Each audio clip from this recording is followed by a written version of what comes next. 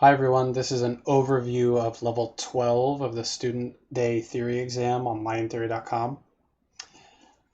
The previous levels have had some part writing exercises, so you probably had a chance to see how this tool is going to work.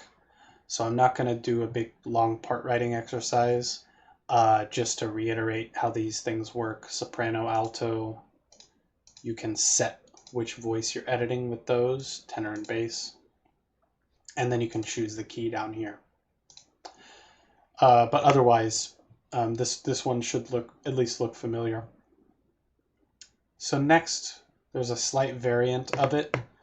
It just includes rhythm, but it's essentially the same type of question. You're just asked to identify the Roman numerals rather than them being given to you. So this one here, it's like a standard sort of Roman numeral analysis type of question. I made the decision to put these as kind of one harmony per beat since we're in cut time. And I call this the pivot chord. Those just decisions that I made.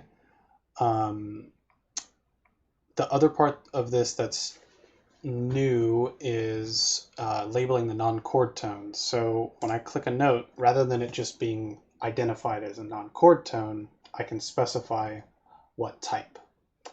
But other than that, it's just like the other examples we've seen. So here's one that is kind of new in that I can mark chords as a pivot chord. And so once I mark it as a pivot chord, it's going to move these down until I go find the, the other pivot chord.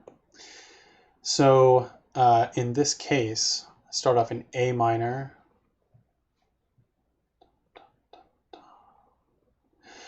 And I would probably just go ahead and say this is the pivot chord. It's not, that seems like the only option. But anyways, I would fill in these, fill in the key, fill in that key, etc.